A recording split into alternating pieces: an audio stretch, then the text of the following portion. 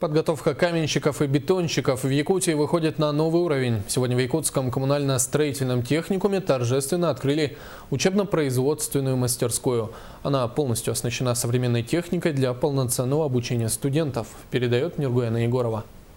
С открытием 3 новых лабораторий, оснащенных современным оборудованием, у техникума появляются дополнительные возможности. Часть техники учебное заведение получит на днях. Здесь будут лучше готовить специалистов и оценивать качество бетона.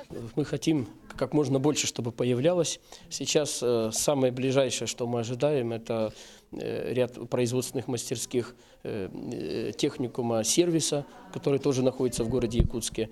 Ну и кроме того, у нас существенно обновлены за последний год это мастерские, которые обслуживают, такую специальность, как сварочное производство, сварочные технологии. Это в целом ряде учреждений республики, в улусах республики и в городе Якутске.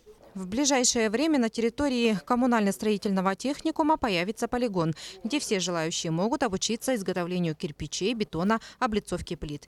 У Ивана Григорьева задатки строителя были еще с детства. В составе сборной республики Иван занял 2-е место в компетенции сухое строительство и штукатурные работы полуфинального конкурса WorldSkills. Сейчас студент готовится к поездке в Подмосковье, где пройдет финал национального чемпионата. Эту конструкцию нужно собрать, получается, полностью за 22 часа. Это у нас как бы 4 модуля идет.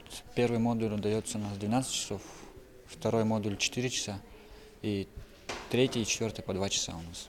Не полностью все задание дают. При приезде туда конструкция меняется на 30%. Так что ожидать можно всего. Якутский коммунально-строительный техникум – это единственное учебное заведение в республике, где готовят специалистов для отраслей строительства, транспорта и жилищно-коммунального хозяйства по 9 различным направлениям среднего и начального звена. На сегодняшний день востребованность рабочих кадров очень высокая, а открытие мастерской станет подспорьем для развития столь нужных и важных для Якутии профессий. Нургуяна Егорова, Василий Слепцов, НВК Саха, Якутск.